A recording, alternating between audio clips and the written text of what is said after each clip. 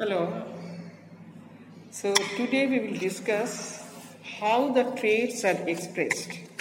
Clear now, you have already learned that the traits, these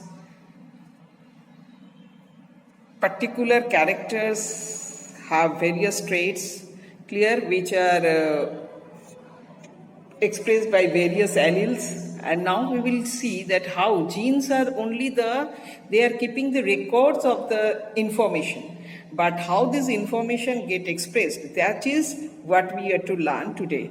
So how the traits are expressed. Suppose DNA. So in DNA, the DNA is a long stretch of thread, clear, where there is the specific regions for a particular protein that is called gene.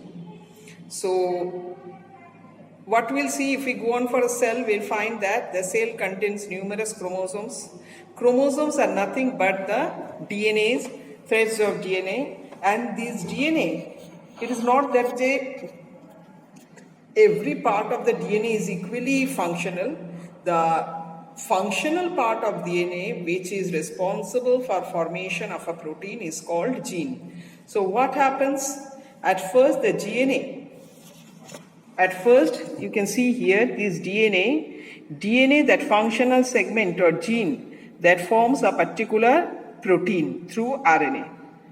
Now this protein acts as an enzyme, clear, and acts as an enzyme, and as a result it efficiently helps in production of a certain product, and that product ultimately manifests or expresses the characters. So let us think of tallness. What we'll find, that particular segment of gene or DNA, that is the gene, is for tall.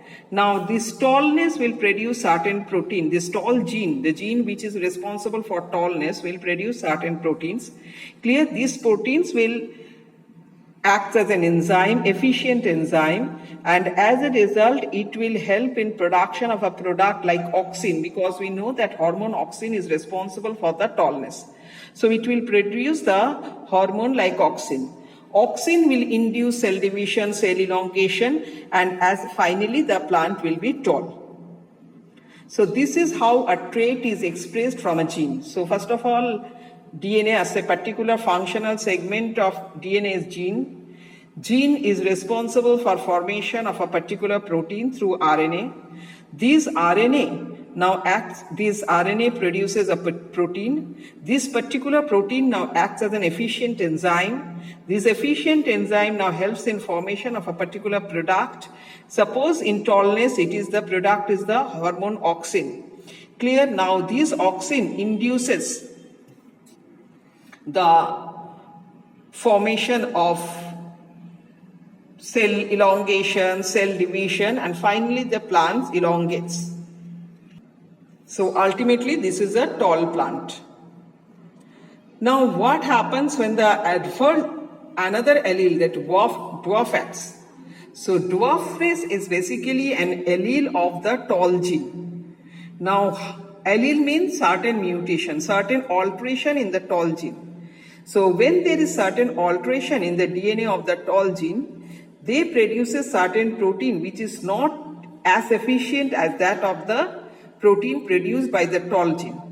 So as a result, they cannot efficiently produce that enzyme, clear, and since the efficiency of enzyme is less, so less auxin hormone is produced, or the rate of the formation of auxin hormone is reduced, and as a result comparatively lesser amount of auxin hormone is produced, and as there is lesser amount of auxin hormone, finally we'll see that the cell division or cell elongation is comparatively lesser than that of the tall plants, and so finally the plant becomes dwarf. So this is how the gene acts. Traits are expressed. Clear? Suppose somebody is black, so they have a particular gene for the black skin color. So what will they do? This gene will produce certain proteins. That protein will act as an enzyme, and enzyme will help in production of melanin, overproduction of melanin or the hormone clear, which is the melanocyte cells, and that finally clear stimulates these melanocyte cells, and finally there will be excess melanin, and as a result the person will be dark. So this is how all the genes or all its alleles express through the formation of protein. Protein acts as enzyme. Enzyme triggers certain hormones or directly acts on the produces the product, and finally that product causes the manifestation of the character. Now what happens, we know that we get two sets of genes, two sets of chromosomes. That means one from the mother and other from the father. So as a result, we form a diploid individual, which is having both the set A and set B. Clear of the, so each and every gene in which we are having, they have a pair of, we have, for each and every character, we have a pair of genes, which may be homozygous, which may be heterozygous, clear, which may be homozygous dominant, which may be heterozygous, or it may be homozygous recessive. So for every character, we have a pair of genes. Now, during gamete formation, what happens? This gamete formation, during gamete formation, these genes separates. Please, this pair of genes, clear, which are homologous chromosomes, they separates, and as a result each gamete is a haploid cell which get only one set of chromosomes, and during again when fertilization occurs, these two haploid set again fuses and forms a diploid organism. So this is how the genes move from one generation to other, and there is intermixture of the genes which causes various variations. Next question is how the sex is determined. Clear, we know that father has a set of genes. Now while we are thinking about the determination of sex, we have to see that there are two types of chromosomes in our body. One set of chromosome that is responsible for our general characters like our hair color, hair texture, type of hair, skin color, clear, which is common to both male and female. So these are called autosomes. So these are the chromosomes which are responsible for, they contain the genes which are responsible for our general somatic characters. But there are certain chromosomes which are responsible for the determination of sex. These are called sex chromosome. Like, so here we can see that for sex determination we have a set of chromosome called sex chromosome. These sex chromosomes are of two types, X and Y. But the general characters, that is somatic characters, are expressed by a set of chromosomes which are called the autosomes. So autosomes are the set of chromosomes which are responsible for our general characters, which are common for both male and female. But the sex chromosomes are the chromosomes which are responsible for our determination of our sex. So female, suppose female is XX, clear. So all the female will have the sex chromosome as XX pattern, and the males will have XY pattern. So now the father will have so if we consider the chromosome, nature of the chromosome in father and mother, we'll see in father, this is male, so this father will have autosome, that is pair. We know that each and every chromosome occurs in pairs, so it will have two sets of autosome as well as one X and one Y. But for mother, that is the female, it will have two sets of autosome and two X chromosome.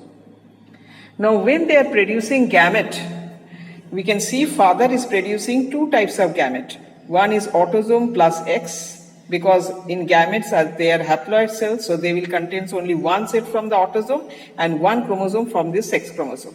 So it will have he will have A plus X, one gamete, or he may form another gamete which is A plus Y. So male can form Human male can form two types of gamete, that is the heterogamety. But if we consider the female one, that is mother, you will find that mother has only, you can have only one A from here and only one X from here. So mother can produce only one type of gamete in human female, and so this is called homogametic condition. Now when there is fusion of these gametes, when this gamete of the mother fuses with A plus X of the father, it will produce the offspring, that is AA and XX, which is a female child. But if this A plus Y gamete of father fuses with the A plus X gamete of the mother, then the offspring will be AA plus XY, that is the male child. So this is how the sex determination occurs in human. So responsible chromosomes are the sex chromosome, which are X and Y. Further, males have XY set of sex chromosome. Females have XX set of sex chromosome. Clear, females are homogametic. They can produce only one type of gamete, A plus X. Males are heterogametic. They can produce two types of gamete, A plus X and A plus Y. When this A plus X fuses with A plus X, it produces a female child, that is AA plus XX. When this A plus X fuses with the A plus Y, it produces a male child, that is AA plus XY. So this is how the sex is determined in human being.